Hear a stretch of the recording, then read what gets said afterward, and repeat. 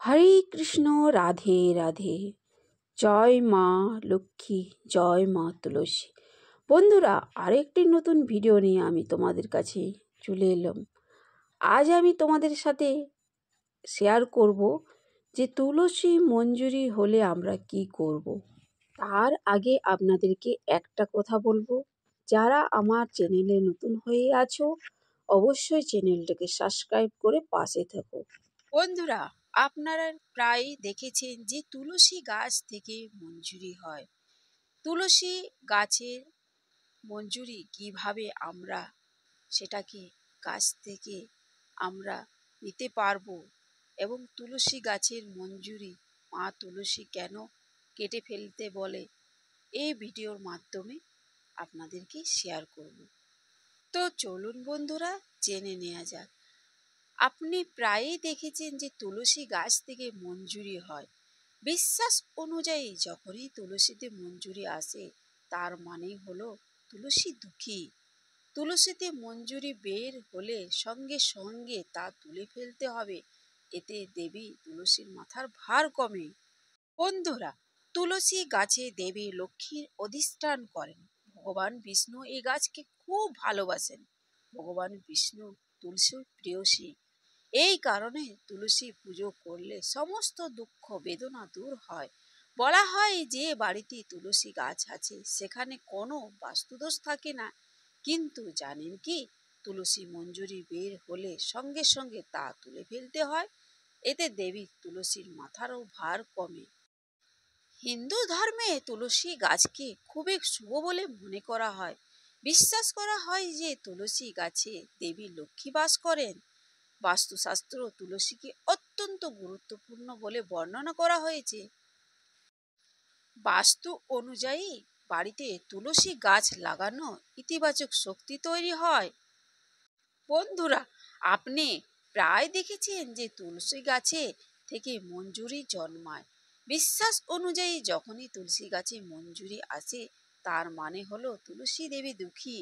কিন্তু আজ আমরা আপনাদেরকে কিছু সহজ উপায় বলতে যাচ্ছি, যা অবলম্বন করলে আপনি সম্পদ ও সমৃদ্ধি পাবেন, এবং সেই সঙ্গে থাকবে তুলসী গাছ সতেজ। বন্ধুরা, হিন্দু শাস্ত্র এবং পুরাণে বলা হয়েছে যে ভগবান শিব এবং তার পুত্র গণেশকে তুলসী পাতা নিবেদন করা নিষেধ।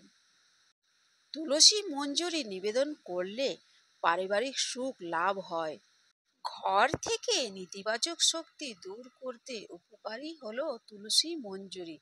তাই যে কোনো শুভ দিনে গঙ্গা জলে মিশিয়ে সপ্তাহে 2-3 দিন ঘরে ছিটিয়ে দিন।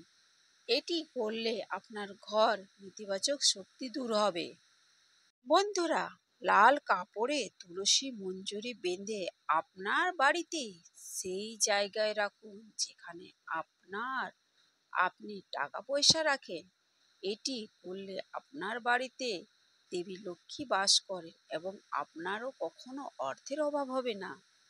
বন্ধুরা, এটাও আপনারা করতে পারেন। আপনি যদি প্রতি শুক্রবার মা লক্ষ্মীর পায়ে তুলসী মঞ্জুরি অর্পণ করেন, তাহলে মা লক্ষ্মী শীঘ্রই আপনার সমস্ত ইচ্ছা পূরণ করবেন। প্রতি বৃহস্পতিবার লক্ষ্মীর বিশেষ পুজো করেন অনেকে। হিন্দু মতে বৃহস্পতিবার হলো লক্ষ্মীর দিন। তাই এই দিন পুজো ও উপোস করলে গৃহে সুখ সমৃদ্ধি ভরে ওঠে। শুধু তাই নয়, আর্থিক সংকটও দূর হয়।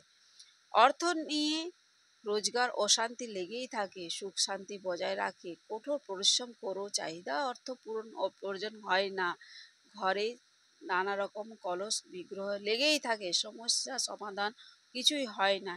আপনি এই দিনে তুলসীর মঞ্জুরি নিয়ে একটা লাল কাপড়ে বেঁধে আপনি আপনার ঘরের মধ্যে লুকিয়ে যদি রেখে দেন, আপনার ঘরে সমস্ত রকমের বাস্তু দোষ এবং ঘরের অশান্তি সংকট দূর হয়ে যাবে এই তুলসী মঞ্জুরির কৃপাতে।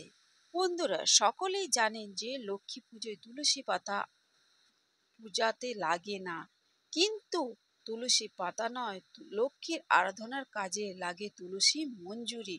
তুলসী মঞ্জুরি বেশ কিছু প্রতিকার আছে। তুলসী সম্পদের দেবী, লক্ষ্মীর অন্য রূপ বলে মনে করা হয়। তুলসী গাছে লক্ষ্মীর বাস বলে মনে করা হয়। তুলসী গাছে সবুজ পাতা গজালে তা অত্যন্ত শুভ। বন্ধুরা, এই প্রতিকার মেনে চললে দেবী লক্ষ্মীর আশীর্বাদ সব সময় আপনার উপর বর্ষিত হবে এবং আর্থিক সংকট বজায় থাকবে অনবরত। বন্ধুরা, ভিডিওটা আমি এইখানে এন্ড করছি। ভালো লাগলে লাইক করবেন, শেয়ার করবেন এবং বেশি বেশি করে কমেন্ট করবেন। রাধে রাধে। জয় মা তুলসী। জয় শ্রী হরি বিষ্ণু প্রণাম।